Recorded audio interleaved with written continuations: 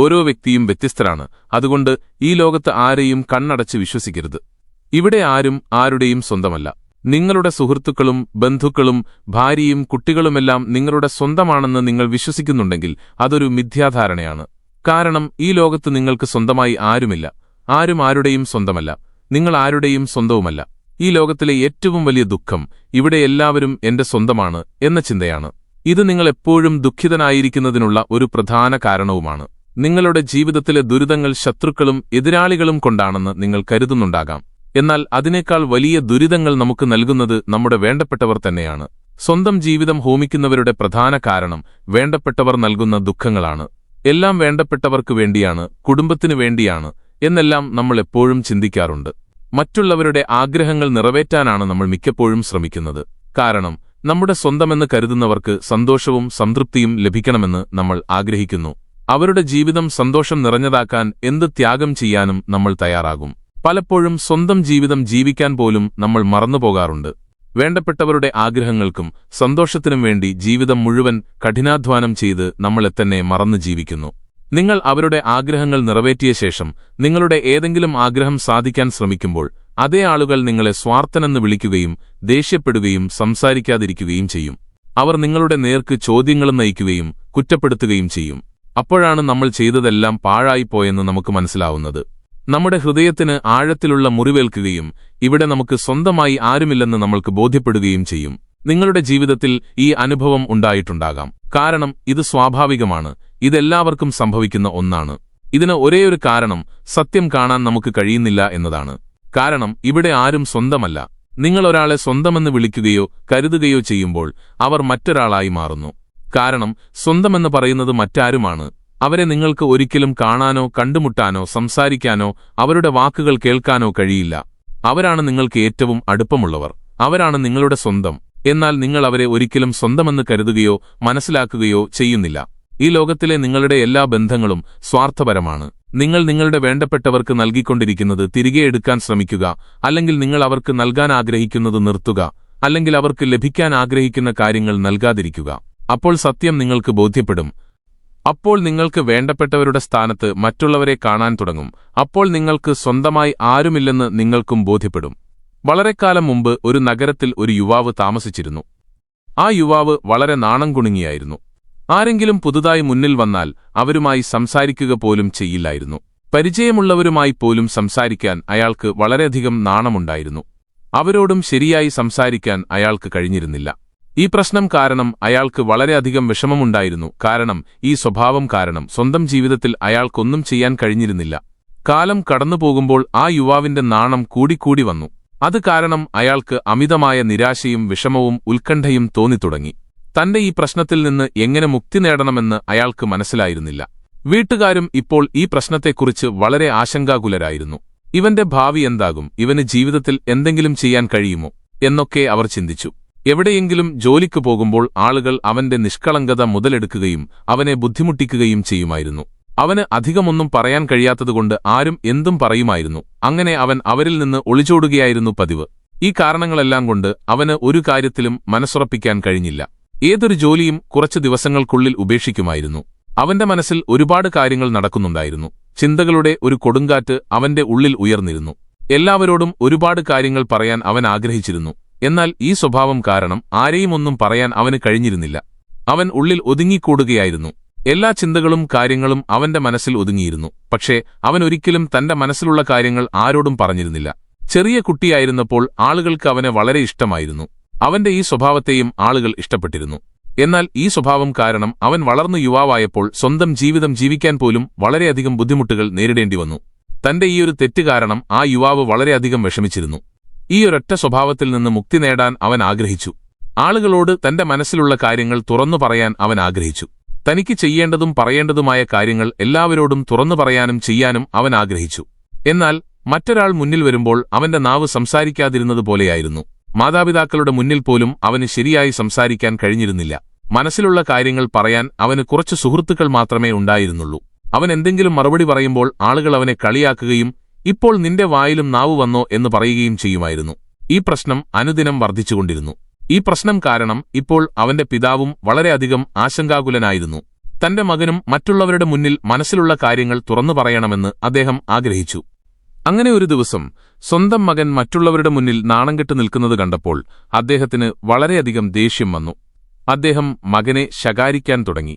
അത്രയധികം ദേഷ്യപ്പെട്ടപ്പോൾ ആ യുവാവ് കോപിഷ്ഠനാകുകയും ഒന്നും മിണ്ടാതെ അവിടെ നിന്ന് ഇറങ്ങിപ്പോവുകയും ചെയ്തു. വൈകുന്നേരമായിരുന്നു. എന്നിട്ടും മകൻ വീട്ടിൽ തിരിച്ചെത്തിയിരുന്നില്ല. അച്ഛനും അമ്മയും വളരെയധികം ആശങ്കയിലായി. അവർ മകനെ വീട്ടിലേക്ക് തിരികെ വരാൻ ആഗ്രഹിച്ചു. എന്നാൽ ആ യുവാവ് ഓടിയോടി ഒരു പർവ്വതത്തിന്റെ മുകളിലെത്തിയിരുന്നു. അവൻ അവിടെ നിന്ന് താഴേക്ക് നോക്കി ദൈവത്തോട് പറഞ്ഞു, ദൈവമേ, എന്നെ എന്തിനാണിങ്ങനെ സൃഷ്ടിച്ചത്? ആളുകൾ എന്നെ കളിയാക്കുന്നു. എന്റെ മനസ്സിലുള്ള കാര്യങ്ങൾ ഈ ലോകത്ത് എനിക്ക് പ്രകടിപ്പിക്കാൻ കഴിയുന്നില്ലെങ്കിൽ, എനിക്ക് ആരോടുമൊന്നും പറയാൻ കഴിയുന്നില്ലെങ്കിൽ, പിന്നെ ഞാൻ ഈ ജീവിതം ജീവിച്ചിട്ട് എന്തു നേടാൻ? ഞാൻ ആരോടെങ്കിലും എന്തെങ്കിലും പറയാൻ ശ്രമിക്കുമ്പോഴെല്ലാം ആളുകൾ എന്നെ കളിയാക്കുന്നു. എന്തിന് അവർ എന്തെങ്കിലുമൊക്കെ പറഞ്ഞിട്ടു പോകുന്നു? എനിക്ക് മറുപടി പറയാൻ പോലും കഴിയുന്നില്ല. ഇങ്ങനെ ഒരു ജീവിതം ജീവിച്ചിട്ട് എനിക്കെന്ത് കിട്ടും?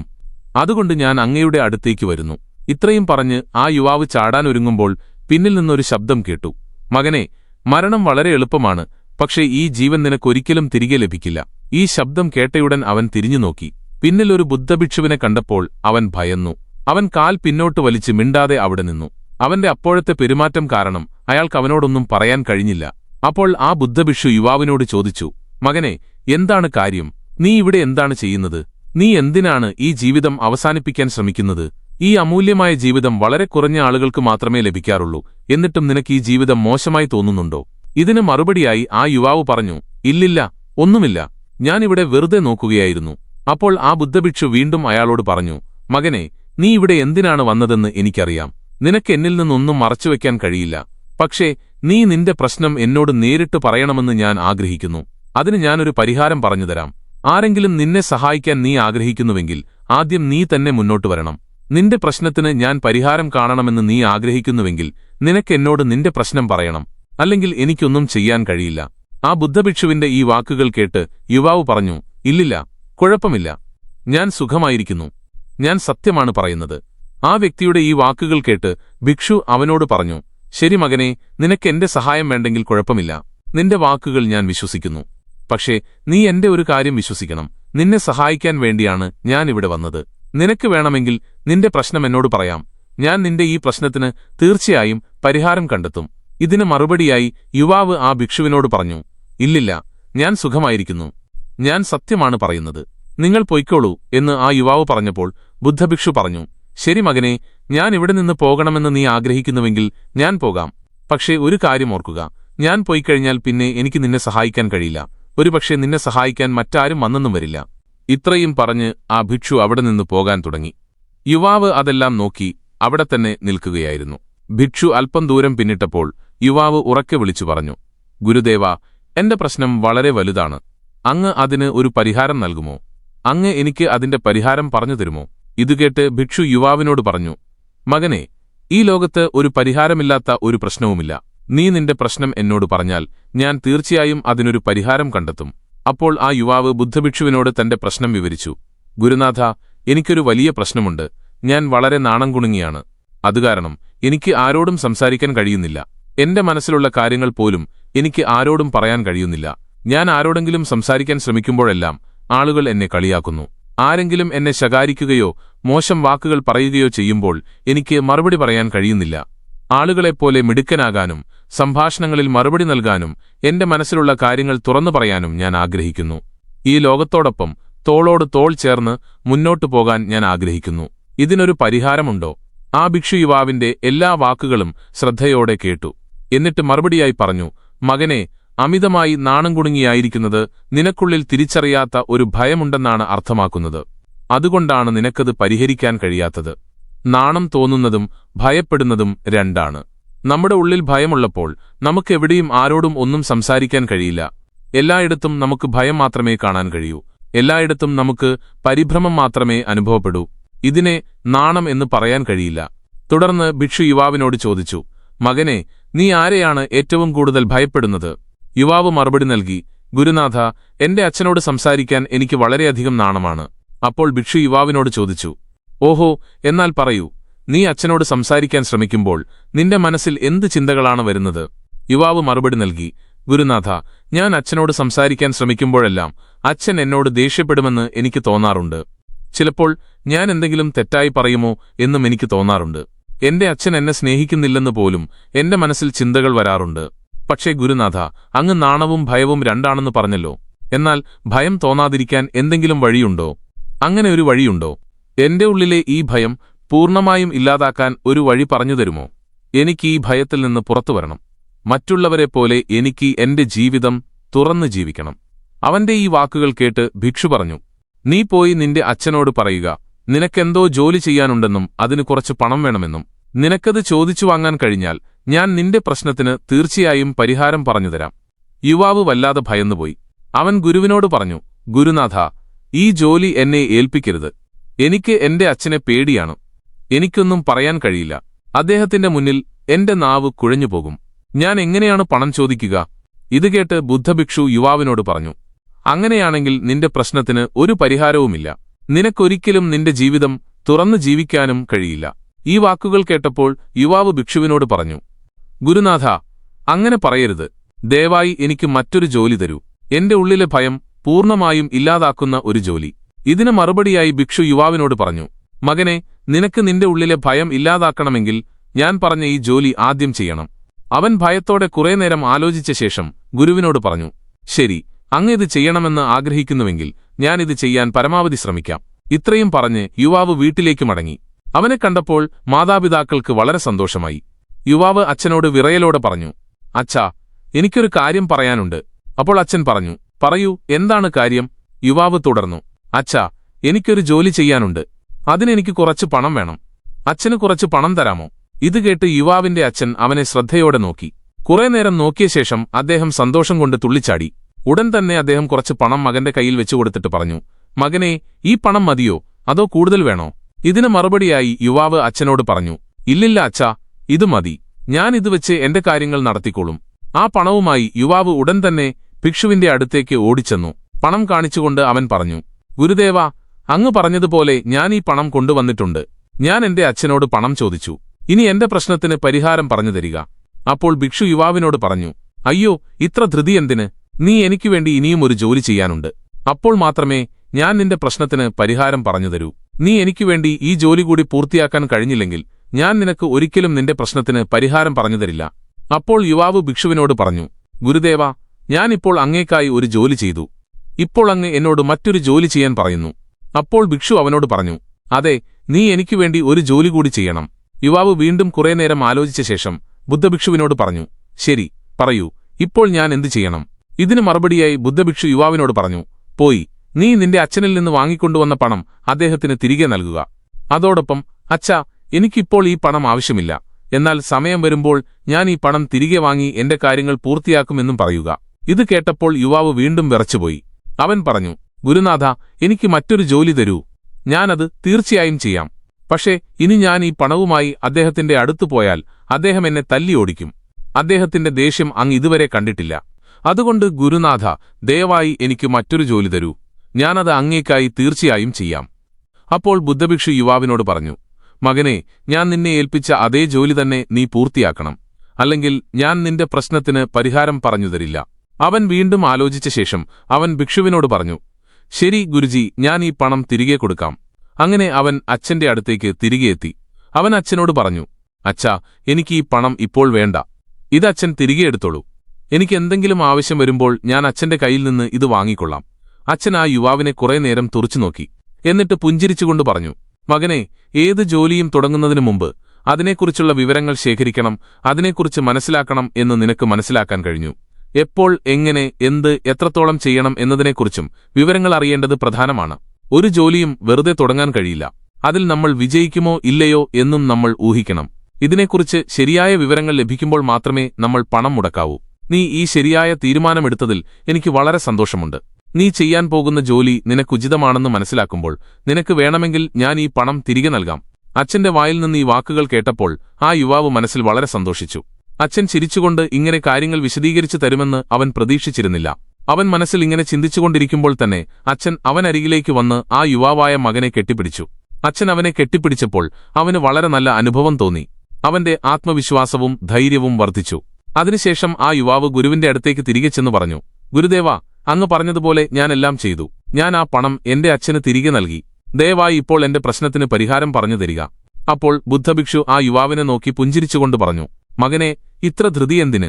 എനിക്കുവേണ്ടി നിനക്ക് ഇനിയും ഒരു ജോലി കൂടി ചെയ്യാനുണ്ട്. യുവാവ് പറഞ്ഞു, എന്റെ ഗുരുവേ, അങ്ങ് എന്നെക്കൊണ്ടിങ്ങനെ വീണ്ടും വീണ്ടും ജോലികൾ ചെയ്യിപ്പിക്കുന്നതെന്തിനാണ്? എന്റെ പ്രശ്നത്തിന് അങ്ങയുടെ അടുത്ത് ഒരു പരിഹാരമില്ലേ? എന്നെ ആളുകൾ പറ്റിക്കുന്നതുപോലെ അങ്ങും പറ്റിക്കുകയാണോ? അങ്ങ് പറഞ്ഞു, അച്ഛനോട് പണം ചോദിച്ചു കൊണ്ടുവരാൻ ഞാൻ കൊണ്ടുവന്നു. അങ്ങ് വീണ്ടും പറഞ്ഞു, ഈ പണം അച്ഛന് തിരികെ നൽകാൻ. അങ്ങയുടെ വാക്കുകേട്ട് ഞാൻ അതും ചെയ്തു. ഇപ്പോൾ അങ്ങ് വീണ്ടും എനിക്കുവേണ്ടി മറ്റൊരു ജോലി ചെയ്യാൻ പറയുന്നു. ഇതെന്നെക്കൊണ്ട് കഴിയില്ല. അപ്പോൾ ബുദ്ധഭിക്ഷു ആ യുവാവിനെ നോക്കി പുഞ്ചിരിച്ചുകൊണ്ട് പറഞ്ഞു, മകനെ, ഇത് അവസാനത്തെ ജോലിയാണ്. ഇത് വളരെ എളുപ്പവുമാണ്. ഈ ജോലി പൂർത്തിയാക്കി കഴിഞ്ഞാൽ ഞാൻ നിനക്ക് വാക്കുതരുന്നു, നിന്റെ പ്രശ്നത്തിനുള്ള പരിഹാരം ഞാൻ തീർച്ചയായും പറഞ്ഞുതരും. ഇത് കേട്ട് യുവാവ് വീണ്ടും ഒരു നിമിഷം ആലോചിച്ചു. എന്നിട്ട് ഭിക്ഷുവിനോട് പറഞ്ഞു, ശരി, പക്ഷേ അങ്ങേക്കായി ഞാൻ ചെയ്യുന്ന ഈ അവസാനത്തെ ജോലി എന്താണെന്ന് പറയൂ. അപ്പോൾ ഭിക്ഷു ഒരു പ്രതിമയെടുത്ത് യുവാവിന്റെ കയ്യിൽ കൊടുത്തു. ആ പ്രതിമ കാണാൻ വളരെ സാധാരണമായിരുന്നു. എന്നാൽ ഭിക്ഷു യുവാവിനോട് പറഞ്ഞു, മകനെ, നീ ഇത് ചന്തയിൽ കൊണ്ടുപോകണം. ഇത് വിൽക്കണം. ഇതിനു പകരം 100 സ്വർണ്ണ നാണയങ്ങൾ കൊണ്ടുവരണം. ഇത് ചെയ്യാൻ നിനക്ക് കഴിഞ്ഞാൽ മാത്രമേ ഞാൻ നിന്റെ പ്രശ്നത്തിന് പരിഹാരം പറഞ്ഞുതരൂ. യുവാവ് ആ പ്രതിമയെ കൈയിലെടുത്ത് സൂക്ഷിച്ചു നോക്കി. എന്നിട്ട് ഭിക്ഷുവിനോട് പറഞ്ഞു, ഗുരുനാഥ, ഇത് വളരെ സാധാരണമായ ഒരു പ്രതിമയാണല്ലോ, മണ്ണുകൊണ്ടുണ്ടാക്കിയതുപോലെ. ഇതിനാരെങ്കിലും 100 സ്വർണ്ണ നാണയങ്ങൾ തരുമോ? അങ്ങയുടെ തലയ്ക്ക് ഭ്രാന്ത് പിടിച്ചോ? ഇതിന് 1-2 സ്വർണ്ണ നാണയങ്ങൾ കിട്ടിയാൽ തന്നെ അത് വലിയ കാര്യമാണ്. പക്ഷേ 100 സ്വർണ്ണ നാണയങ്ങൾ ആരും തരില്ല. അപ്പോൾ ഭിക്ഷു യുവാവിനോട് പറഞ്ഞു, മകനെ, ഞാൻ നിന്നെ ഏൽപ്പിച്ച ജോലി നീ പൂർത്തിയാക്കിയാൽ മാത്രമേ നിനക്ക് നിന്റെ പ്രശ്നത്തിന് പരിഹാരം ലഭിക്കൂ. അല്ലെങ്കിൽ നിനക്ക് വീട്ടിലേക്ക് മടങ്ങാം, പഴയ ജീവിതത്തിലേക്ക്, ആളുകൾ നിന്നെ കളിയാക്കുകയും ഉപദ്രവിക്കുകയും ചെയ്യുന്ന പഴയ ജീവിതത്തിലേക്ക്. ഭിക്ഷുവിന്റെ ഈ വാക്കുകൾ കേട്ട് യുവാവ് മനസ്സിൽ ചിന്തിച്ചു, എനിക്ക് എന്റെ പ്രശ്നത്തിനൊരു പരിഹാരം ഏത് സാഹചര്യത്തിലും വേണം. അതുകൊണ്ട് അവൻ ആ പ്രതിമയെടുത്ത് ചന്തയിലേക്ക് പോയി. ചന്തയിലെത്തി അവൻ ഒരു സ്ഥലത്ത് ആ പ്രതിമയുമായി മിണ്ടാതെയിരുന്നു. ആരെങ്കിലും വന്ന് പ്രതിമയെക്കുറിച്ച് ചോദിക്കാൻ അവൻ കാത്തിരുന്നു. അപ്പോൾ അവൻ ആ പ്രതിമയ്ക്ക് 100 സ്വർണ്ണ നാണയങ്ങൾ ആവശ്യപ്പെടും. നേരം കുറെ കഴിഞ്ഞിട്ടും ആരും അവന്റെ അടുത്തേക്ക് വന്നില്ല. അവൻ ചുറ്റും നോക്കി. ആളുകൾ ഉച്ചത്തിൽ വിളിച്ചു പറഞ്ഞ് തങ്ങളുടെ സാധനങ്ങൾ വിൽക്കുകയായിരുന്നു. അവർ ഉറക്കെ ശബ്ദമുണ്ടാക്കുന്നുണ്ടായിരുന്നു. അവനും ചിന്തിച്ചു, എനിക്ക് ഈ പ്രതിമ വിൽക്കണമെങ്കിൽ ഞാനും ഉറക്കെ ശബ്ദമുണ്ടാക്കണം. ആ യുവാവ് ഉച്ചത്തിൽ വിളിച്ചു പറയാൻ തുടങ്ങി. പക്ഷെ അവന് അത്ര ഉറക്കെ വിളിക്കാൻ കഴിഞ്ഞില്ല. അവന്റെ ശബ്ദം അവനു തന്നെ കേൾക്കാൻ കഴിഞ്ഞില്ല. പിന്നെ എങ്ങനെയാണ് മറ്റുള്ളവർക്ക് അവന്റെ ശബ്ദം കേൾക്കാൻ കഴിയുക? അത് കാരണം ആ പ്രതിമ വാങ്ങാൻ ആരും അവന്റെ അടുത്തേക്ക് വന്നില്ല. മെല്ലെ മെല്ലെ സന്ധ്യയായി. ഭിക്ഷു അവിടെ നിന്ന് പോയി കളയുമോ എന്ന് അവന് ഭയമുണ്ടായിരുന്നു. അല്ലെങ്കിൽ ആര് അവന്റെ പ്രശ്നത്തിന് പരിഹാരം നൽകും? ഇത് ചിന്തിച്ച് അവൻ ഉറക്കെ വിളിച്ചു പറയാൻ തുടങ്ങി, 100 സ്വർണ്ണ നാണയങ്ങൾക്ക് ഈ പ്രതിമ വാങ്ങൂ. അവന്റെ ശബ്ദം കേട്ട് ആളുകൾ അവനരികിലേക്ക് വരാൻ തുടങ്ങി. അവർ അവനോട് ചോദിച്ചു, ഈ പ്രതിമയ്ക്ക് 100 സ്വർണ്ണ നാണയങ്ങൾ ആവശ്യപ്പെടാൻ ഇതിലെന്താണ് പ്രത്യേകത? ഇതിൽ എന്തെങ്കിലും പ്രത്യേകതയുണ്ടായിരിക്കുമല്ലോ. യുവാവ് പറഞ്ഞു, ഇല്ലില്ല, എനിക്കൊന്നും അറിയില്ല. ഞാൻ ഈ പ്രതിമ വിൽക്കാൻ വന്നതാണ്. അപ്പോൾ കൂട്ടത്തിലുണ്ടായിരുന്ന ഒരു യുവാവ് അവനോട് പറഞ്ഞു, അങ്ങനെയാണെങ്കിൽ ഈ പ്രതിമ ആരും വാങ്ങില്ല. ഈ പ്രതിമയ്ക്ക് എന്താണ് ഇത്ര പ്രത്യേകതയെന്ന് പറഞ്ഞേ മതിയാവൂ. എന്തിനാണ് നീ 100 സ്വർണ്ണ നാണയങ്ങൾ ആവശ്യപ്പെടുന്നത്? നിരവധി ആളുകൾ ആ യുവാവിന്റെ അടുത്തേക്ക് വരികയും ഒരേ ചോദ്യം ചോദിക്കുകയും ചെയ്തു, ഈ പ്രതിമയ്ക്ക് എന്താണ് ഇത്ര പ്രത്യേകതയെന്ന്. ഇതിന് 100 സ്വർണ്ണ നാണയങ്ങൾ ആവശ്യപ്പെടാൻ ഇതിലെന്താണ് കാര്യമെന്ന്. ആ യുവാവ് പലരുമായി സംസാരിക്കുകയും അവരെ മനസ്സിലാക്കാൻ ശ്രമിക്കുകയും ചെയ്തു. പല വഴികളും നോക്കി. പക്ഷേ ആരും 100 സ്വർണ്ണ നാണയങ്ങൾ കൊടുത്ത് ആ പ്രതിമ വാങ്ങാൻ തയ്യാറായില്ല. അവൻ നിരാശനായി എന്തു ചെയ്യണമെന്ന് അവന് മനസ്സിലായില്ല. അപ്പോഴാണ് അവൻ ചന്തയിൽ ചില ആളുകൾ തങ്ങളുടെ സാധനങ്ങളുടെ പ്രത്യേകതകൾ പറഞ്ഞു വിൽക്കുന്നത് കണ്ടത്. തങ്ങളുടെ ഉൽപ്പന്നങ്ങളുടെ സവിശേഷതകളെക്കുറിച്ച് അവർ ആളുകളെ ബോധവൽക്കരിക്കുന്നുണ്ടായിരുന്നു. ഇത് കണ്ടപ്പോൾ അവനും ചിന്തിച്ചു, ഈ പ്രതിമയുടെ ചില പ്രത്യേകതകൾ ആളുകളെ അറിയിക്കണം. അവൻ വീണ്ടും ഉച്ചത്തിൽ വിളിച്ചു പറയാൻ തുടങ്ങി, പ്രശ്നങ്ങൾക്ക് പരിഹാരം നൽകുന്ന എന്റെ ഗുരുവിന്റെ ഒരേയൊരു പ്രതിമ. ഈ ലോകത്ത് ഇത് ഒന്നുമാത്രമേയുള്ളൂ. ഈ പ്രതിമ ആരുടെ കയ്യിലുണ്ടോ അവരുടെ വീട്ടിൽ ഒരു പ്രശ്നവുമുണ്ടാവില്ല. ഈ പ്രതിമ ആ പ്രശ്നത്തിന് തീർച്ചയായും പരിഹാരം പറഞ്ഞുതരും. ഇത് കേട്ട ആളുകൾ അവനരികിലേക്ക് എത്താൻ തുടങ്ങി. അവർ ആ പ്രതിമയെ ശ്രദ്ധയോടെ നോക്കാൻ തുടങ്ങി. എന്നിട്ട് യുവാവിനോട് ചോദിച്ചു, ഈ പ്രതിമ കയ്യിലുള്ളവർക്ക് സത്യമായും ഒരു പ്രശ്നവുമുണ്ടാവില്ലേ? ഇത് എല്ലാ പ്രശ്നങ്ങൾക്കും പരിഹാരം കാണുമോ? ഇതിനു മറുപടിയായി യുവാവ് പറഞ്ഞു, അതെ അതെ, ഇത് എല്ലാ പ്രശ്നങ്ങൾക്കും പരിഹാരം കാണും. നിങ്ങൾ ഈ പ്രതിമയെടുത്ത് വീട്ടിൽ കൊണ്ടുപോയാൽ എന്തു പ്രശ്നമുണ്ടായിരുന്നാലും ഇതിനൊരു പരിഹാരം നിങ്ങൾക്ക് തീർച്ചയായും ലഭിക്കും. ഏത് പ്രശ്നവും, എങ്ങനെയുള്ള പ്രശ്നവും, ഏത് സാഹചര്യവുമാകട്ടെ, നിങ്ങൾക്ക് അതിനൊരു പരിഹാരം തീർച്ചയായും ലഭിക്കും. ഇത്രയും കേട്ടപ്പോൾ ആ പ്രതിമ എല്ലാവർക്കും വേണമെന്ന് തോന്നി. ആ പ്രതിമയ്ക്ക് ഇപ്പോൾ വില കൂടാൻ തുടങ്ങി. ചിലർ 200 സ്വർണ്ണ നാണയങ്ങളും ചിലർ 400, ചിലർ 500, ചിലർ 1000 സ്വർണ്ണ നാണയങ്ങൾ വരെ നൽകാൻ തയ്യാറായി. പ്രതിമയുടെ വില കൂടിക്കൂടി വന്നു. ഈ പ്രതിമ ആളുകളുടെ പ്രശ്നങ്ങൾക്ക് പരിഹാരം കാണുമെന്ന് ആളുകൾക്ക് മനസ്സിലായപ്പോൾ അവർ ഏത് വില കൊടുത്തും അത് വാങ്ങാൻ തയ്യാറായി. ഇപ്പോൾ ആ യുവാവും ആത്മവിശ്വാസത്തോടെയും ഉച്ചത്തിലും വിളിച്ചു പറയുന്നുണ്ടായിരുന്നു. ആളുകൾക്ക് പ്രതിമയെക്കുറിച്ച് വിശദീകരിക്കുന്നുണ്ടായിരുന്നു. ഇപ്പോൾ അവന്റെ മനസ്സിൽ ഒരു ഭയവുമില്ലായിരുന്നു. അവൻ ആത്മവിശ്വാസത്തോടെയും ധൈര്യത്തോടെയും മടിയില്ലാതെയും ആളുകളോട് ആ പ്രതിമയുടെ പ്രത്യേകതകൾ വിവരിക്കുകയായിരുന്നു. അതുകാരണം ആളുകൾ അവനെ വിശ്വസിക്കാൻ തുടങ്ങി. ആ വിശ്വാസം ആളുകളുടെ കണ്ണുകളിൽ വ്യക്തമായിരുന്നു. സന്ധ്യയായിട്ടും ആളുകളുടെ തിരക്ക് കുറയുന്നില്ലായിരുന്നു. ആ പ്രതിമയെക്കുറിച്ച് അറിയാനും അത് വാങ്ങാനും ആളുകൾ തിങ്ങി നിറഞ്ഞു. അപ്പോഴാണ് ആ യുവാവ് ഉറക്കെ വിളിച്ചു പറഞ്ഞത്, എന്നോട് ക്ഷമിക്കണം, ഇത് എന്റെ ഗുരുവിന്റെ പ്രതിമയാണ്, ഇത് വിൽക്കാൻ ഞാൻ ആഗ്രഹിക്കുന്നില്ല. ഇത്രയും പറഞ്ഞ് ആ യുവാവ് ആ പ്രതിമയുമായി വെറുങ്കൈയോടെ തിരിച്ച് ഗുരുവിന്റെ അടുത്തേക്കെത്തി. അവൻ ഗുരുവിനോട് പറഞ്ഞു, ഗുരുദേവാ, അങ്ങേക്ക് ഒരുപാട് നന്ദി. ഈ പ്രതിമ എന്റെ പ്രശ്നത്തിന് പരിഹാരം കണ്ടെത്തി. എന്റെ പ്രശ്നം എന്താണെന്ന് എനിക്ക് മനസ്സിലായി. ഞാനിത് വിറ്റ് അങ്ങേക്കായി സ്വർണ്ണ നാണയങ്ങൾ കൊണ്ടുവന്നില്ലെങ്കിലും എന്റെ പ്രശ്നത്തിന് എനിക്ക് തീർച്ചയായും ഒരു പരിഹാരം ലഭിച്ചു. അങ്ങേക്കൊരുപാട് നന്ദി. ഇതുകേട്ട് ബുദ്ധഭിക്ഷു പറഞ്ഞു, മകനെ, ഞാൻ നിന്റെ പ്രശ്നത്തിന് പരിഹാരം കണ്ടുപിടിച്ചില്ല. നീ തന്നെയാണ് നിന്റെ പ്രശ്നത്തിന് പരിഹാരം കണ്ടത്. നീ തന്നെയാണ് നിന്റെ പ്രശ്നം സ്വയം പരിഹരിച്ചത്. നിന്റെ മനസ്സിൽ ആയിരക്കണക്കിന് ചോദ്യങ്ങളുണ്ടായിരുന്നു. ഞാനിത് ചെയ്താൽ ആളുകൾ എന്തു പറയും? എന്നെക്കുറിച്ച് എന്തു ചിന്തിക്കും? ഞാൻ വാ തുറന്നാൽ ആളുകൾ എന്നെ കളിയാക്കും. ഞാൻ വാ തുറന്നാൽ എന്തെങ്കിലും തെറ്റായേ പറയും. ഇതുപോലെയുള്ള നിരവധി ചിന്തകളും ഭയങ്ങളും നിന്റെ മനസ്സിലുണ്ടായിരുന്നു. എന്നാൽ ഈ പ്രതിമ വിൽക്കുന്നതിനിടയിൽ നീ ആ ആളുകളെ അഭിമുഖീകരിക്കുകയും അവരുടെ മുന്നിൽ നിന്റെ മനസ്സിലുള്ള കാര്യങ്ങൾ തുറന്നു പറയുകയും വേണ്ടത് പറയുകയും ചെയ്തപ്പോൾ നിന്റെ മനസ്സിലെ ഭയം താനെ ഇല്ലാതായി. സുഹൃത്തുക്കളെ, നമ്മളും നമ്മുടെ ജീവിതത്തിൽ ഇതുപോലെയുള്ള തെറ്റിദ്ധാരണകളും തെറ്റുകളും ചെയ്യാറുണ്ട്. നമ്മൾ നമ്മളെത്തന്നെ തിരിച്ചറിയാൻ ആഗ്രഹിക്കുന്നില്ല. മറ്റുള്ളവരുടെ കണ്ണുകളിലൂടെയാണ് നമ്മൾ നമ്മളെ കാണുന്നത്. ഇത് ചെയ്താൽ ആളുകൾ എന്നെക്കുറിച്ച് എന്തു വിചാരിക്കും, എന്തു പറയും? ഞാൻ തെറ്റാണെങ്കിൽ ആളുകൾ എന്നെ കളിയാക്കില്ലേ? ഇങ്ങനെയുള്ള പല ചിന്തകളും നമ്മുടെ മനസ്സിൽ നിറയുന്നു. അതുകൊണ്ട് നമ്മൾ എപ്പോഴും ഭയത്തിൽ ജീവിക്കുന്നു. എന്നാൽ കൂട്ടുകാരെ, നിങ്ങൾ നിങ്ങളുടെ ഭയത്തെ നേരിടുന്ന ദിവസം മുതൽ നിങ്ങൾക്കൊരിക്കലും ഒന്നിനെയും ഭയക്കേണ്ടിവരില്ല. നാണം തോന്നുകയുമില്ല. നിങ്ങളുടെ ഉള്ളിലെ ഭയം എന്നേക്കുമായി ഇല്ലാതാകുമ്പോൾ നിങ്ങളുടെ ജീവിതത്തിൽ ചെയ്യാൻ ആഗ്രഹിക്കുന്നതും നേടാൻ ആഗ്രഹിക്കുന്നതുമായ കാര്യങ്ങളിലേക്കുള്ള വഴി പൂർണ്ണമായും തെളിയും.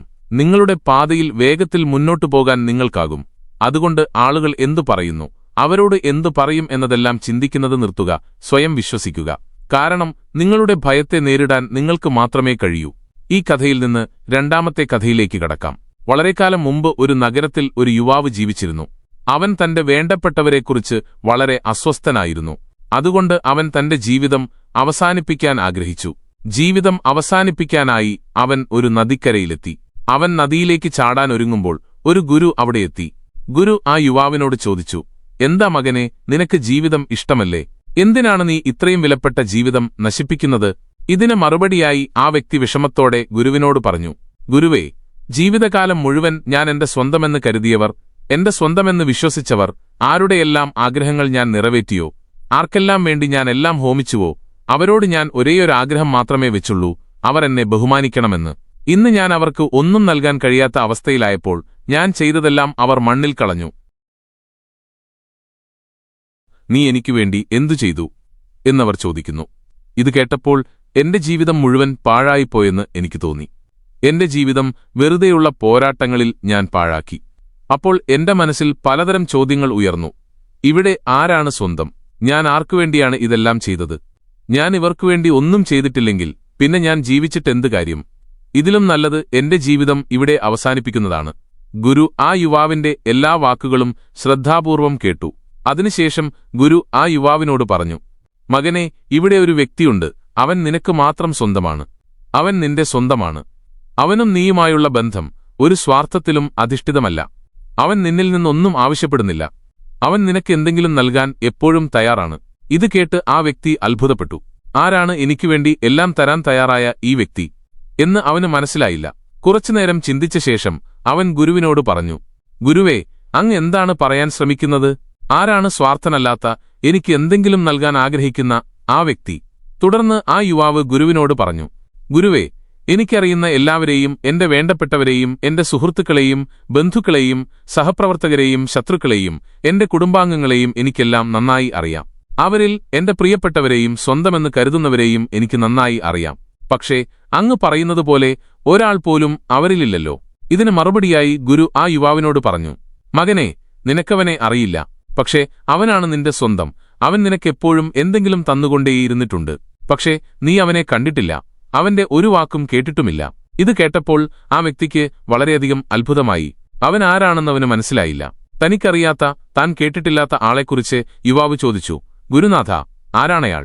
ദയവായി എന്നെ അറിയിക്കൂ. എനിക്കവനെ കാണണം, അവന്റെ വാക്കുകൾ കേൾക്കണം. എനിക്ക് സ്വന്തമെന്ന് പറയാൻ കഴിയാത്ത, ഇതുവരെ കാണാൻ കഴിയാത്ത ആ വ്യക്തി ആരാണെന്ന് എനിക്കുമൊന്ന് കാണാമല്ലോ. ഇത് കേട്ട് ഗുരു ആ വ്യക്തിയെ ഒരു ഗുഹയിലേക്ക് കൊണ്ടുപോയി. ആ ഗുഹ വളരെ വലുതായിരുന്നു. ഉള്ളിൽ കനത്ത ഇരുട്ടായിരുന്നു. ഗുരു ആ വ്യക്തിയെ ഗുഹയ്ക്കുള്ളിൽ കൊണ്ടുപോയി ഇരുത്തി. ഉടൻ തന്നെ ഗുഹയുടെ പുറത്തുവന്ന് വാതിലടച്ചു. ഗുരു വാതിലടച്ചതും യുവാവ് ഉറക്കെ നിലവിളിക്കാൻ തുടങ്ങി. അവൻ അലറി വിളിച്ചു, ഗുരുനാഥ, നിങ്ങൾ ഈ വാതിൽ അടച്ചല്ലോ. എനിക്ക് പുറത്തുവരണം. എന്നെ പുറത്തിറക്കൂ. എനിക്ക് ശ്വാസം മുട്ടുന്നു. വാതിൽ തുറക്കൂ ഗുരുനാഥ. എന്നാൽ ഗുരു പുറത്തുനിന്ന് ഉച്ചത്തിൽ വിളിച്ചു പറഞ്ഞു, മകനെ, നിന്റെ വേണ്ടപ്പെട്ടവരെല്ലാം ഇതുപോലെയാണ്. അവർ നിന്റെ ബുദ്ധിമുട്ടുകളിൽ നിന്നെ ഉപേക്ഷിച്ചു പോകുന്നു. ആ വ്യക്തി അകത്തുനിന്ന് ഉറക്കെ നിലവിളിച്ചുകൊണ്ടിരുന്നു, എന്നെ പുറത്തിറക്കൂ, എന്നെ പുറത്തിറക്കൂ, എനിക്ക് ഇവിടെ നിന്ന് പോകണം. എന്നാൽ ഗുരു ആ യുവാവിന്റെ ഒരു വാക്കും കേട്ടില്ല. അദ്ദേഹം ആ ഗുഹയുടെ വാതിലിനരികിൽ തന്നെ ഉണ്ടായിരുന്നു. പക്ഷേ ഒരു തവണ പോലും വാതിൽ തുറന്നില്ല. അപ്പോഴാണ് അകത്തുനിന്ന് ആ വ്യക്തിയുടെ അലർച്ച ഉയർന്നത്. അവൻ പറയുന്നുണ്ടായിരുന്നു, ഗുരുനാഥ, നിങ്ങളും മറ്റുള്ളവരെപ്പോലെ തന്നെയാണല്ലോ. നിങ്ങളും എന്നെ ബുദ്ധിമുട്ടിലാക്കി ഉപേക്ഷിച്ച് ഓടിപ്പോയല്ലോ. അപ്പോൾ ഗുരു ആ യുവാവിനോട് പറഞ്ഞു, മകനെ, നീ സ്വന്തമെന്ന് കരുതുന്നവരെല്ലാം അന്യരാണ്. നീ എത്ര കരഞ്ഞാലും എത്ര അലറി വിളിച്ചാലും ഈ ലോകത്ത് ആർക്കും ഒരു മാറ്റവും ഉണ്ടാകില്ല. നിനക്കെത്ര ബുദ്ധിമുട്ടുണ്ടായാലും അവർക്ക് അതിൽ ഒരു ചിന്തയുമില്ല. അവർക്ക് സ്വന്തം സ്വാർത്ഥത മാത്രമേ കാണാൻ കഴിയൂ. നീ അവർക്ക് പ്രയോജനമുള്ളവനായിരിക്കുന്നതുവരെ മാത്രമേ അവർ നിന്റെ കൂടെയുണ്ടാകൂ. ഇത്രയും പറഞ്ഞ് ഗുരു ശാന്തനായി. കുറച്ചുനേരത്തിനു ശേഷം ആ ഗുഹയിൽ നിന്ന് നിലവിളിയുടെയും അലർച്ചയുടെയും ശബ്ദങ്ങൾ നിലച്ചു. യുവാവ് ആ ഗുഹയുടെ വാതിലിനരികിലിരുന്ന് കരയുകയായിരുന്നു. ഞാൻ എവിടെയാണ് വന്നു കുടുങ്ങിയത്? ആ ഗുരുനാഥൻ ഓടിപ്പോയല്ലോ. ഇനി ഞാൻ എങ്ങനെ ഇവിടെ നിന്ന് പുറത്തുകടക്കും എന്ന് അവൻ മനസ്സിൽ ചിന്തിച്ചു. ആ വ്യക്തി തന്റെ അവസ്ഥയോർത്ത് കരയുകയായിരുന്നു. എന്നാൽ കുറച്ചുനേരം കഴിഞ്ഞ് പെട്ടെന്ന് അവൻ ശാന്തനായി. ഈ ഗുഹയിൽ നിന്ന് പുറത്തുകടക്കുമെന്ന് അവൻ തീരുമാനിച്ചു. ഈ ഗുഹയ്ക്ക് മറ്റൊരു വഴി അവൻ കണ്ടെത്തുമെന്ന് തീരുമാനിച്ചു. അങ്ങനെ ചിന്തിച്ച് അവൻ വീണ്ടും എഴുന്നേറ്റു. ഗുഹയുടെ ഇരുട്ടിൽ നിന്ന് പുറത്തുകടക്കാനുള്ള വഴി അവൻ അന്വേഷിക്കാൻ തുടങ്ങി. ഏകദേശം 4-5 മണിക്കൂറിനു ശേഷം അവസാനം ആ വ്യക്തിക്ക് ഗുഹയിൽ നിന്ന് പുറത്തുകടക്കാൻ കഴിയുന്ന മറ്റൊരു വഴി കണ്ടെത്താൻ കഴിഞ്ഞു. എങ്ങനെയൊക്കെയോ അവൻ ആ ഗുഹയിൽ നിന്ന് പുറത്തുകടന്ന് ഗുഹയ്ക്കുള്ളിൽ പ്രവേശിച്ച അതേ വഴിയിലെത്തി. അപ്പോൾ അവൻ കണ്ടു, ഗുരുനാഥൻ ഇപ്പോഴും പുറത്തിരിക്കുന്നുണ്ട്. ഇത് കണ്ടപ്പോൾ അവന് ഗുരുവിനോട് വല്ലാതെ ദേഷ്യം വന്നു. അവൻ ദേഷ്യത്തോടെ ഗുരുവിന്റെ അടുത്തേക്ക് ചെന്നു പറഞ്ഞു, നിങ്ങൾക്ക് ഭ്രാന്താണോ? നിങ്ങൾ എന്തിനാണ് എന്നെ ഈ ഗുഹയിൽ പൂട്ടിയിട്ടത്? ഞാൻ മരിച്ചിരുന്നെങ്കിലോ? അപ്പോൾ ഗുരു ആ യുവാവിനോട് പറഞ്ഞു, മകനെ, ശാന്തനാകൂ. എന്റെ ചോദ്യങ്ങൾക്ക് ഉത്തരം നൽകൂ. നിനക്ക് നിന്റെ ചോദ്യങ്ങൾക്കുള്ള ഉത്തരം ലഭിക്കും. ഇതിന് മറുപടിയായി യുവാവ് ശാന്തനായി. അപ്പോൾ ഗുരു യുവാവിനോട് ചോദിച്ചു, മകനെ, പറയൂ, നിന്നെ ഈ ഗുഹയിൽ നിന്ന് പുറത്തിറക്കിയത് ആരാണ്? ആ വ്യക്തി ദേഷ്യത്തോടെ ഗുരുവിനോട് പറഞ്ഞു, മറ്റാരാണ് പുറത്തിറക്കാൻ? ഞാൻ മാത്രമാണ് ആ ഗുഹയിൽ ഒറ്റയ്ക്കുണ്ടായിരുന്നത്. ഞാൻ തന്നെയാണ് എന്നെ പുറത്തിറക്കിയത്. ഇത് കേട്ട് ഗുരു പുഞ്ചിരിച്ചു. എന്നിട്ട് ആ യുവാവിനോട് പറഞ്ഞു, കണ്ടോ, അവസാനം നമ്മൾ തന്നെയാണ് നമ്മുടെ സ്വന്തം. നമ്മൾ തന്നെയാണ് നമ്മളെ രക്ഷിക്കുന്നത്.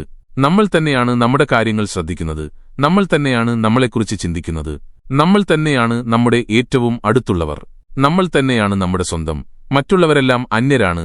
നീ പറഞ്ഞതുപോലെ നീ സ്വയം തന്നെയാണ് ഈ ഗുഹയിൽ നിന്ന് പുറത്തുവന്നത്. അതുപോലെ നിനക്ക് ജീവിതകാലം മുഴുവൻ നീ തന്നെ കൂടെയുണ്ടാകും. നിനക്കെന്തെങ്കിലും ബുദ്ധിമുട്ടുണ്ടാകുമ്പോൾ നീ തന്നെയാണ് നിന്റെ കൂടെയുണ്ടാകുക. നീ നിന്റെ കൂട്ടുവിട്ടു പോകില്ല. പിന്നെ എന്തിനാണ് നീ മറ്റുള്ളവരിൽ സ്വന്തം എന്ന് തേടുന്നത്? ഒരു നിമിഷം ആലോചിച്ചു നോക്കൂ. സ്വന്തമായി നിലകൊള്ളാൻ കഴിയാത്ത ഒരാൾക്ക് എങ്ങനെ മറ്റൊരാളുടെ കൂടെ നിൽക്കാൻ കഴിയും? ഗുരുവിന്റെ വാക്കുകൾ കേട്ട് ആ വ്യക്തിയുടെ ദേഷ്യം മുഴുവൻ കെട്ടടങ്ങി. ഗുരു പറഞ്ഞ കാര്യങ്ങൾ അവന് നന്നായി മനസ്സിലായി. അവൻ ഗുരുവിനോട് പറഞ്ഞു, ഗുരുദേവ, അങ്ങ് പറഞ്ഞത് ശരിയാണ്. അങ്ങയുടെ വാക്കുകൾ തികച്ചും സത്യമാണ്. പക്ഷെ ഞാൻ മാത്രമല്ലല്ലോ, എന്റെ കുടുംബത്തിൽ എന്റെ മാതാപിതാക്കളും സഹോദരങ്ങളും ഭാര്യയും മക്കളുമെല്ലാം ഉണ്ടല്ലോ. അവരും എന്റെ സ്വന്തമല്ലേ? ആ യുവാവിന്റെ ഈ ചോദ്യം കേട്ട് ഗുരു അവനോട് പറഞ്ഞു, മകനെ, എന്റെ കൂടെ വരൂ, ഞാൻ നിനക്ക് ചിലത് കാണിച്ചു തരാം. ഇത്രയും പറഞ്ഞ ഗുരു അവന്റെ കൈ പിടിച്ച് ഒരു ശ്മശാനത്തിലേക്ക് കൊണ്ടുപോയി. കുറച്ചു കഴിഞ്ഞപ്പോൾ അവിടെ കുറച്ചാളുകൾ ഒരു ശവപ്പെട്ടി കൊണ്ടുവന്നു. അതിൽ ഒരു വയസ്സായ ആളുടെ ശരീരം കിടത്തിയിരുന്നു. അതിലേക്ക് ചൂണ്ടിക്കാണിച്ച് ഗുരു യുവാവിനോട് പറഞ്ഞു, മകനെ, ഒരു കാര്യം പറയൂ. ഈ മരിച്ചയാളെ നോക്കൂ. ഇയാളുടെ മരണവാർത്ത ഒരുപാട് പേരിലേക്ക് എത്തിയിട്ടുണ്ടാകും. പക്ഷേ അവരിൽ കുറച്ചുപേർ മാത്രമേ ഇവിടെ ശ്മശാനത്തിലെത്തിയിട്ടുള്ളൂ. ഇപ്പോൾ ഇവർ ഈ മനുഷ്യനെ ചിതയിൽ വെച്ച് തീയിടും. ഈ വ്യക്തിയുടെ ചില വേണ്ടപ്പെട്ടവരെയും നിനക്കിവിടെ കാണാൻ കഴിയും. ചിലർ അവന്റെ സുഹൃത്തുക്കളായിരിക്കും, ചിലർ കുടുംബാംഗങ്ങൾ, ചിലർ മക്കൾ. ചിലരുടെ കണ്ണിൽ നിനക്ക് കണ്ണുനീർ കാണാം, ചിലർ കണ്ണുനീരില്ലാതെ നിനക്ക് ഉപദേശം നൽകുന്നത് കാണാം. ഈ ചിത കത്താൻ തുടങ്ങുമ്പോൾ എല്ലാവരും ഇവിടെ നിന്ന് പോകും. ഈ വ്യക്തിയെ എന്നേക്കുമായി മറക്കുകയും ചെയ്യും. ഗുരു ഇത് പറഞ്ഞതിന് തൊട്ടുപിന്നാലെ അവർ ആ മരിച്ചയാളെ ചിതയിൽ കിടത്തി തീയിട്ടു. ചിത കത്താൻ തുടങ്ങിയപ്പോൾ തന്നെ ചിലർ കൈ കഴുകി വീട്ടിലേക്ക് പോകാൻ തുടങ്ങി. അപ്പോൾ ഗുരു യുവാവിനോട് പറഞ്ഞു, മകനെ, നോക്കൂ, ഈ വ്യക്തിക്ക് ഏറ്റവും അടുത്തായിരുന്നവൻ, അവൻ സ്വന്തമെന്ന് കരുതിയവൻ, അവന്റെ സ്വന്തമെന്ന് വിശ്വസിച്ചവൻ, അവൻ ഏറ്റവും അവസാനമായിരിക്കും ഇവിടെ നിന്ന് പോകുക. കണ്ടുകാണാതെ എല്ലാവരും അവിടെ നിന്ന് പോയി. പക്ഷേ ഒരു വ്യക്തി മാത്രം പുറത്തുനിന്നിരുന്നു. അത് ആ ചിതയിൽ കത്തുന്നവന്റെ മകനായിരുന്നു. എന്നാൽ കുറച്ചു കഴിഞ്ഞപ്പോൾ അവനും അവിടെ നിന്ന് പോയി. അപ്പോൾ ഗുരു ആ വ്യക്തിയോട് പറഞ്ഞു, കണ്ടോ, ഇവിടെ ആരും സ്വന്തമല്ല, ആരും നമ്മുടെ കൂടെ നിൽക്കില്ല. എല്ലാ ബന്ധങ്ങളും ഈ ലോകത്തിന്റേതു മാത്രമാണ്. നമ്മൾ ഒറ്റയ്ക്ക് വരുന്നു, ഒറ്റയ്ക്ക് പോകുന്നു. നമ്മൾ നമ്മളെത്തന്നെ കൂടെ കൊണ്ടുവരുന്നു, നമ്മളെത്തന്നെ കൂടെ കൊണ്ടുപോകുന്നു. പക്ഷേ നമുക്കൊരിക്കലും നമ്മളെത്തന്നെ കണ്ടുമുട്ടാൻ കഴിയുന്നില്ല. ഇതാണ് നമ്മുടെ ജീവിതത്തിലെ ദുർഭാഗ്യം.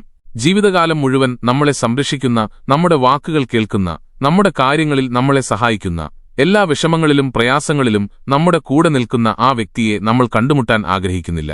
അവനെ നമ്മൾ ഒരിക്കലും സ്വന്തമെന്ന് കരുതുന്നുമില്ല. അതുപോലെ നീയും നിന്നെത്തന്നെ അറിയുന്നില്ല, നിന്നെത്തന്നെ അംഗീകരിക്കുന്നുമില്ല. നീ നിന്നെത്തന്നെ അംഗീകരിക്കുന്നതിനു പകരം ഈ ലോകത്തെയാണ് സ്വന്തമെന്ന് കരുതിയിരിക്കുന്നത്. ഈ ചിതയിലേക്ക് നോക്കൂ. ഈ ചിതയിൽ കത്തുന്നവന്റെ ഭാര്യ 4 ദിവസവും അമ്മ 8 ദിവസവും ദുഃഖമാചരിക്കും. പിന്നെ അവരും അവനെ മറക്കും, തങ്ങളുടെ ജീവിതത്തിൽ തിരക്കിലാകും. അപ്പോൾ ആ യുവാവ് ഗുരുവിനോട് പറഞ്ഞു, ഗുരുവേ, അങ്ങ് പറയുന്നത് സത്യമാണ്. എങ്കിലും എന്റെ മനസ്സിൽ മറ്റൊരു ചോദ്യമുണ്ട്.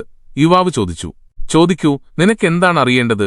ഗുരുവേ, ഞാൻ തന്നെയാണ് എന്റെ സ്വന്തമെങ്കിൽ എനിക്ക് എന്നെത്തന്നെ ശ്രദ്ധിക്കുകയും അറിയുകയും തിരിച്ചറിയുകയും വേണം. എന്റെ വാക്കുകൾ കേൾക്കുകയും എന്റെ കൂടെ നിൽക്കുകയും വേണം എന്നാണെങ്കിൽ എന്റെ മാതാപിതാക്കളെയും സഹോദരങ്ങളെയും ഭാര്യയെയും മക്കളെയും ഞാൻ ഉപേക്ഷിക്കണോ? കാരണം അവരെല്ലാം മറ്റുള്ളവരാണ്, എന്റെ സ്വന്തമല്ലല്ലോ. ഇത് കേട്ട് ഗുരു പുഞ്ചിരിച്ചു. അദ്ദേഹം യുവാവിനോട് പറഞ്ഞു, മകനെ, നിന്റെ മാതാപിതാക്കളെയും സഹോദരങ്ങളെയും ഭാര്യയെയും മക്കളെയും ഉപേക്ഷിക്കാൻ ഞാൻ എപ്പോഴാണ് പറഞ്ഞത്? ഞാൻ നിന്നോട് ഇത്രമാത്രം പറയുന്നുള്ളൂ. നീ നിന്നെത്തന്നെ അറിയുകയും തിരിച്ചറിയുകയും ചെയ്യുന്ന ദിവസം, നീ നിന്നോട് തന്നെ ചേരുന്ന ദിവസം, അന്നുമുതൽ നീ ചെയ്യുന്ന കാര്യങ്ങൾക്ക് പകരമായി ഒന്നും ലഭിക്കാത്തതിൽ നീ ഒരിക്കലും ദുഃഖിക്കില്ല. അപ്പോൾ ഗുരുവിന്റെ വാക്കുകൾ കേട്ട് ആ യുവാവ് അത്ഭുതപ്പെട്ടു. ഗുരു എന്താണ് പറയാൻ ഉദ്ദേശിക്കുന്നതെന്ന് അവന് മനസ്സിലായില്ല. അവൻ ഗുരുവിനോട് പറഞ്ഞു, ഗുരുവേ, ഒരു വശത്ത് നിങ്ങൾ പറയുന്നു അവരെല്ലാം നിങ്ങളുടെ സ്വന്തമല്ലെന്ന്, മറുവശത്ത് നിങ്ങൾ അവരെ ഉപേക്ഷിക്കരുതെന്നും പറയുന്നു. എനിക്ക് നിങ്ങളുടെ വാക്ക് മനസ്സിലാകുന്നില്ല. നിങ്ങൾ എന്താണ് പറയാൻ ഉദ്ദേശിക്കുന്നത്? ഇതിനു മറുപടിയായി ഗുരു ആ യുവാവിനോട് പറഞ്ഞു, മകനെ, നീ നിന്നോട് തന്നെ ചേരുന്ന ദിവസം മുതൽ നീ മറ്റൊരാൾക്കു വേണ്ടി ദുഃഖിക്കില്ല. കാരണം അപ്പോൾ നീ അവർക്കുവേണ്ടി എന്തു ചെയ്താലും ഭാവിയിൽ നിനക്കെന്തെങ്കിലും ലഭിക്കുമെന്ന ചിന്തയോടെ ആയിരിക്കില്ല അത് ചെയ്യുക. ഉദാഹരണത്തിന്, കുറച്ചുനേരം മുമ്പ് നീ കരഞ്ഞത് അവർക്കുവേണ്ടി നീ എന്തെല്ലാം ചെയ്തിട്ടും അതിനു പകരമായി നീ അവരിൽ നിന്ന് ഒന്നും ആവശ്യപ്പെട്ടിട്ടില്ലെന്നും വെറുമൊരു ബഹുമാനം മാത്രമേ ആഗ്രഹിച്ചുള്ളൂവെന്നും, എന്നാൽ അവർ നിന്നെ ബഹുമാനിക്കാത്തതുകൊണ്ട് നിനക്ക് ദുഃഖമുണ്ടായതുകൊണ്ടുമാണ്. എന്നാൽ നീ നിന്നെത്തന്നെ അറിയുന്ന ദിവസം നിന്റെ ഉള്ളിൽ നിന്ന് ഈ വികാരവും ഇല്ലാതാകും. അപ്പോൾ നീ ആരിൽ നിന്നും ഒന്നും പ്രതീക്ഷിക്കുകയില്ല, നിന്റെ പ്രതീക്ഷകൾ തകരുകയുമില്ല, നിനക്കൊരിക്കലും ദുഃഖം വരുകയുമില്ല. നീ ആരെയാണോ സ്വന്തമെന്ന് വിളിക്കുന്നത് അവരെല്ലാം നിങ്ങളോട് അവരുടെ സ്വാർത്ഥതയ്ക്കു വേണ്ടി മാത്രമാണ്. നീ അവർക്കുവേണ്ടി ചെയ്യുന്ന കാര്യങ്ങളിലും നിന്റെ സ്വാർത്ഥത ഒളിഞ്ഞിരിപ്പുണ്ട്. കാരണം നീ അവർക്കുവേണ്ടി ചെയ്യുന്ന കാര്യങ്ങൾക്ക് പകരമായി നീയും അവരിൽ നിന്ന് എന്തെങ്കിലും ആഗ്രഹിക്കുന്നുണ്ടല്ലോ. അവർ നിനക്ക് നീ ആഗ്രഹിക്കുന്നത് നൽകാതിരിക്കുമ്പോൾ നിന്റെ ഉള്ളിൽ ചോദ്യങ്ങളുടെ പ്രവാഹമുണ്ടാകുന്നു. ഞാൻ അവർക്കുവേണ്ടി ഇത്രയെല്ലാം ചെയ്തിട്ടും അവർ എനിക്കുവേണ്ടി ഒന്നും ചെയ്യാൻ ആഗ്രഹിക്കുന്നില്ല, അവർ എനിക്ക് ഒന്നും നൽകാൻ ആഗ്രഹിക്കുന്നില്ല എന്ന് നീ ചിന്തിക്കാൻ തുടങ്ങുന്നു. അതുകൊണ്ടാണ് ഈ ലോകത്ത് നമുക്ക് ആരെങ്കിലും ഉണ്ടെങ്കിൽ അത് നമ്മൾ തന്നെയാണ് എന്ന് പറഞ്ഞത്. നമ്മൾ തന്നെയാണ് നമ്മുടെ സ്വന്തം, നമ്മൾ തന്നെയാണ് നമ്മുടെ കൂടെ എപ്പോഴും ഉണ്ടാകുന്നത്. ഇത്രയും പറഞ്ഞ് ഗുരു ശാന്തനായി. യുവാവിനും ഗുരുവിന്റെ വാക്കുകൾ നന്നായി മനസ്സിലായി. ആ യുവാവ് ഗുരുവിനെ നമസ്കരിച്ച് വീട്ടിലേക്ക് മടങ്ങി. അന്നുമുതൽ അവൻ കുടുംബത്തോടൊപ്പം സന്തോഷത്തോടെ ജീവിച്ചു. അവൻ കുടുംബത്തിനുവേണ്ടി എല്ലാം ചെയ്തു.